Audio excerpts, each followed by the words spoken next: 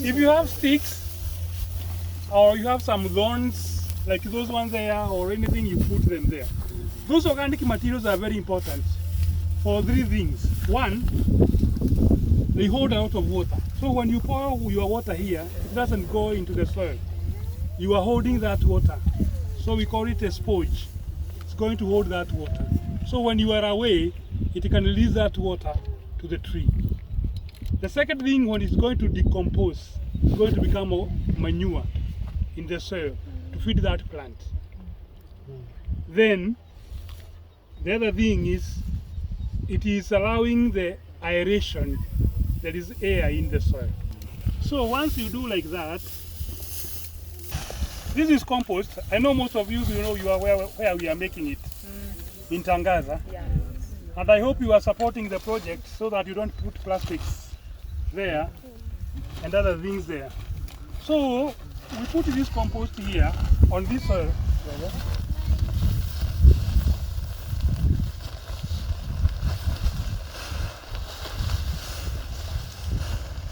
Yeah.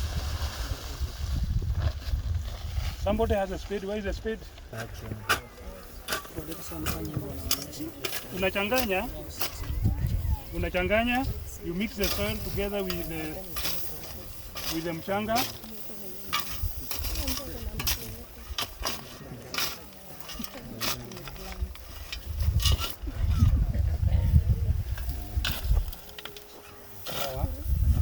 Then unaongeza hii kidogo. You just put some here. You backfill. Like a 3 will be okay. Like that. You cover very well. Then you get your, where is the water? Somebody what vara? Oh, it's there. But you have to step on it. So, most of the time, I have seen people tearing the papers. Eh? Are you following here? Are you following here? Yes. We don't tear the papers because we want to reuse it again to plant another seedling. So you always put water here. And also you are talking with this tree. So the more you are giving her a tender loving care, she's very happy, the tree. And then the water is also going to the roots. So once you are able to do that and then the whole thing is soft now, you turn it like this and then you remove this paper. It should be coming up like that. And this one we use it. Everyone, once you plant your tree, you bring me your paper. Thank you. If it is torn, Kuna kazi. kuna kazi hapa. Then unapiga magoti. Hii miti haipandi ukiwa umesimama. Unaiombea. Sawa? So unaiweka hapo. Then you bring the soil. It is very important to bring it with your hand if it is possible. And as you are talking with the tree, so that it can bear more fruits. With bear more fruits. More fruits. That plant can which plant?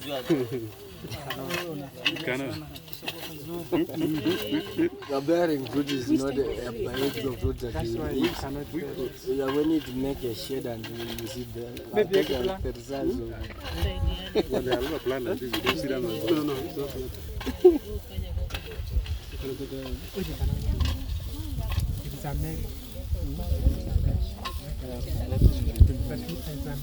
Then after that, natoa tu kwa shimo yako.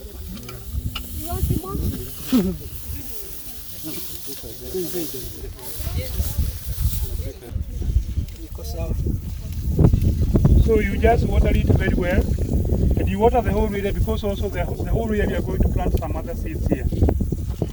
So we are going to plant some other seeds here around it. We are putting some, you already harvesting. And so you are going to be watering the tree here. Even sometimes we put a lot of vegetables here in this tree. So that when you are watering the vegetables, the tree also is benefiting. So instead of just planting one tree, and you are wasting a lot of water there, then you plant a lot of things here. Sometimes also we plant these sweet potatoes. They are supposed to act like the cover crop for this area. Wow.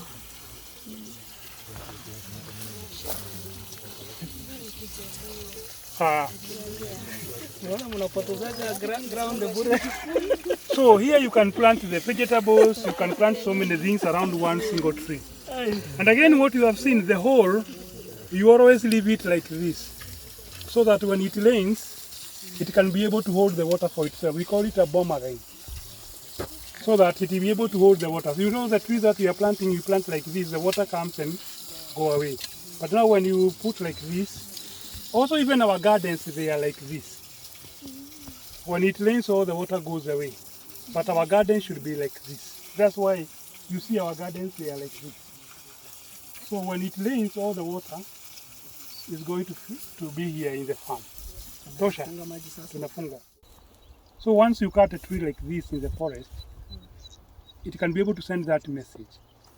And it has even been known with the areas where we have the giraffes. There is a certain type of acacia. When the giraffe just bite one of it, it releases some smell, and all the other trees of that species also release the same type of smell, and that smell is so bad that now the giraffe cannot even eat any of it. So trees communicate. They are just like human beings. You know, the human beings think they are the super beings, but unfortunately, I don't want to finish there. So, when we are planting the fruit trees, this fruit tree I have planted here is a pomegranate. And we have sourced varieties of different fruit trees with a reason. The reason is because this system we are building here, we are mimicking what we call the forest. And when you go to forest at any given time, there will be different type of trees giving different fruits, other shedding leaves, the different seasons. That's the same system we are mimicking here.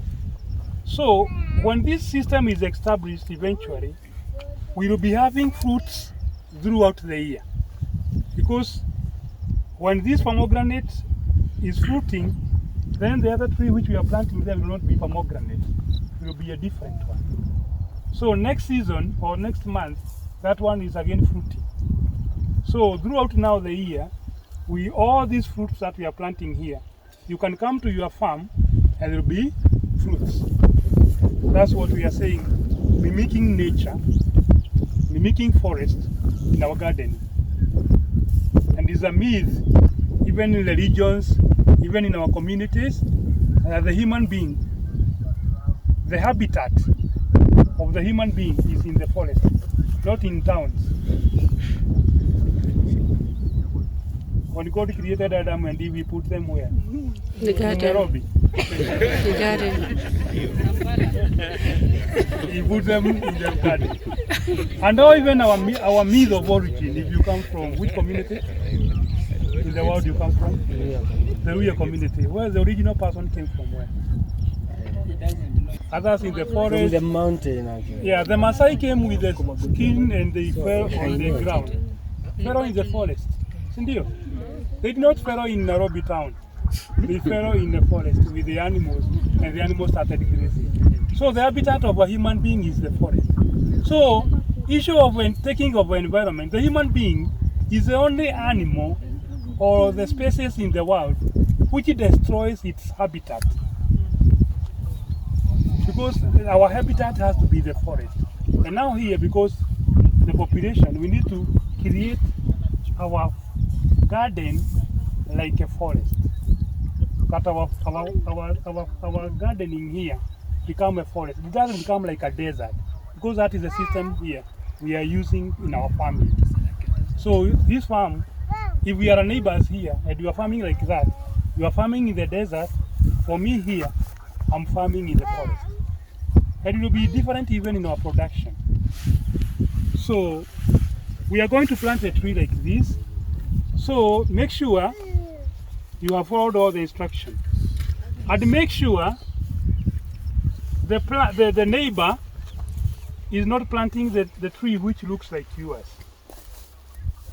So when those will be the first instruction, that you take your trees here, you go and you place them where you want to plant it, and you make sure your neighbor is not placing the tree which look like yours. The other thing, there are trees which we can plant together. There is the pomegranate, the other trees, and then there will be vines like this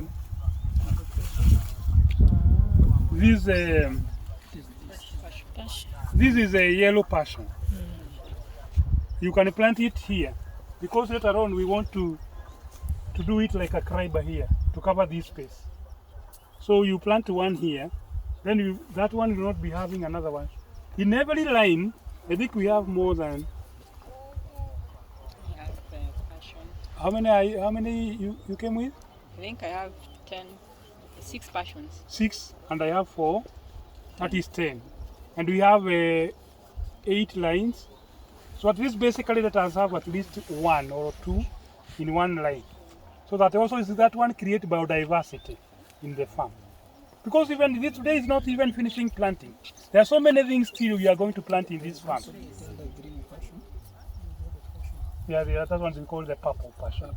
Purple passion. So at least we plant 1 for now. Every line we have at least 1. That one I'm going to place them. Get your tree. Go choose where you want to plant it, and then check your neighbor. If the neighbor is having the same tree like yours, chase him away. Another place. You go to another place. We have some other trees also. Answer my question, by the way, Oh, before okay. we go.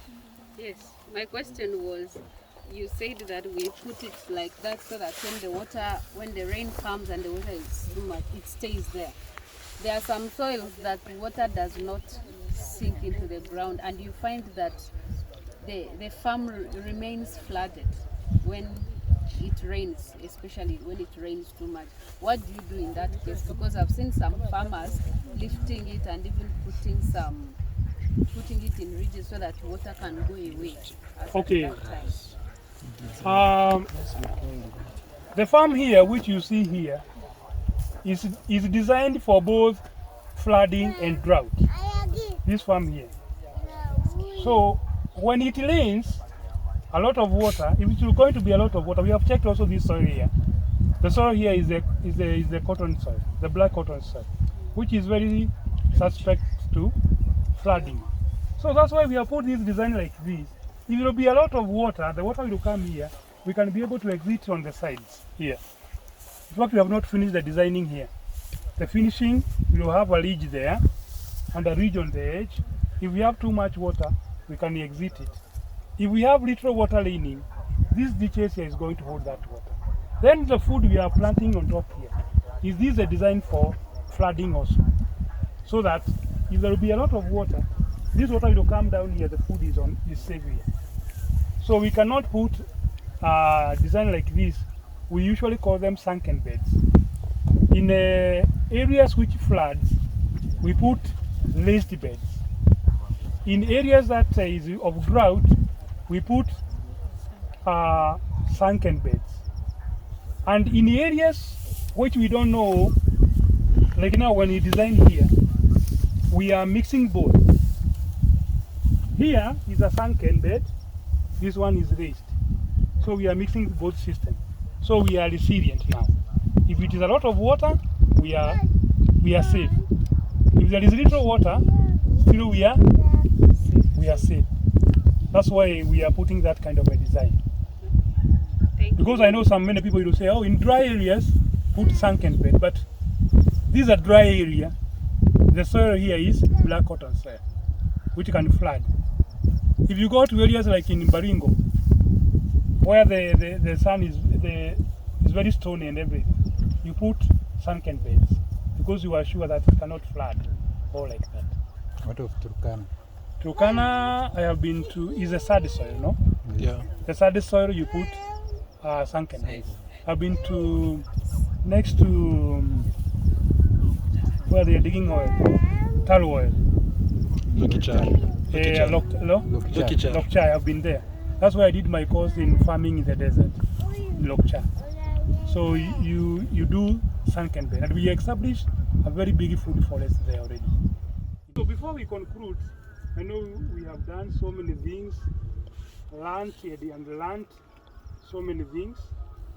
I wanted to conduct one little exercise to show you the reason why we should mulch our soil. We always call it, when you farm like that, you are farming naked, which is not a good word. This soil, we say the soil is our mother, the mother earth, because everyone in this world, all the animals, we are feeding from this our mother. And in all communities in the world, there is no any community which want to see a naked man like that. It's a naked man. So always our mothers are covered. We always like to see that. So this exercise here is you see the corona. This one is not the corona gadget. This one is for checking the temperature of the soil. I want here to conduct, this is a shamba of, where is this madam? Amanda, where people are Kupanda hii shamba? Remind me your name. Judy. Hii ni shamba ya Judy, who is farming like this. I don't want to mention that word. And then, this is the shamba of the other one. Na huu shamba anafanya machinery yote. I also want to advise our friend here, Judy. You can also do this, but you do the tree lines like those, so that now it covers the shade, give shade to your garden. So this one you can still do it, but also have the tree lines in between. It should not be like this industrial person here who do the tractors and all that. So if you check the temperature, let us check the temperature of this, the industrial guy. The red thing here, it will show you where you are taking the temperature from. The temperature there is 30 degrees centigrade. If it was sunny, it would even go to 50, even to 60. Very hot. If you go to the garden here, that was 30. This garden of Judy is 27. If you come to this garden here, the person who is doing the mulching, who can lead that? 24. So this 24, 27, 30. And you can see how they are neighbors. So, and if it was very sunny, this one go even to 60. And this one is 24. So you can see you are neighbors. This one is doing farming in the forest. This one is doing farming in the desert. And you are neighbors. So this one loses all your water, goes away. It rains like yesterday. The way it rained, you can see this soil here. I demonstrated it had rained, but this soil has no any moisture. Hii si kwa sababu tumemwaga maji. If you look somewhere where we did not pour water, and you just opened up the soil, you can see the soil has, hii ni ile mvua imenyesha juzi. the water is still there. But this one already gone. And then his millet and everything is going down. The neighbor here is going up. Alafu in Africa tunasema huyu ni unasikia ni nyinyi mmesema. So na huyu naye huyu ameleta uchawi kwa huyu. Na huyu amerogwa. Lakini gano yako ya huyu na nawiri. Even nowadays when people were doing the wheat, they are doing zero tillage inakuwa hivyo. So it is very important to know that, as I said in the beginning, we don't have water problem. We have a design problem. When it rains, then our water, all the water goes away. And then the neighbor here, if you do this, this is a small land. You have seen we have planted so many things. In fact, we want to document how much produce you can get from quarter acre of a land when you do bio-intensive gardening. And how much, if this person was doing like maybe only, they also do one crop. And then even what will be the nutrition. Here we have planted fruits, we have planted carbohydrates, we have planted vitamins, we have planted all type of things here. So this person here, the family here, with the quarter acre piece of land, productive, nutritious, saving water, no much weeding. Actually here we don't give kibarua for weeding. Here Judy, pesa yake yote for weeding. Huyu naye weeding. Sila si unapigiwa na mama. Kila mahindi tulipanda tunahitaji pesa ya kupalilia. So at the end of the day, the cost of production goes very high. The next one will be about saving our seeds. Already kwa wale watu ambao they are unjust, they already know there is a law, there is a case in court, because we should not share our seeds, which is not, it is not supposed to take place, because we need to have not food security, but food sovereignty. We own our seeds, we own our food, because our food, our indigenous African food is highly nutritious. Hii hybrid maize, hakuna kitu ndani. You are only feeding your stomach. The wheat we are, and I know already when we go here for lunch, wheat. These days we are only restricted to only eating 3 food. Rice, maize, and not beans. Is rice, wheat, and maize. Cassava, millet, sorghum, all those we have lost them. When you come to vegetables, cabbage and spinach, sukuma wiki, naishia hapo. And our bodies will become more weak and more weak, then more and more diseases, then traveling more and more to the pharmacy. You see, even the county government, even every county, it has to build a cancer center. Instead of going to know why are these people getting sick, they want to every county to have cancer center. It's a design that from the soil, the seed, and everything, you are being taken to the cancer center. So we have to be very careful what we are doing, because this is a big war between the multinational seed companies and us, the regenerative or agroecological system.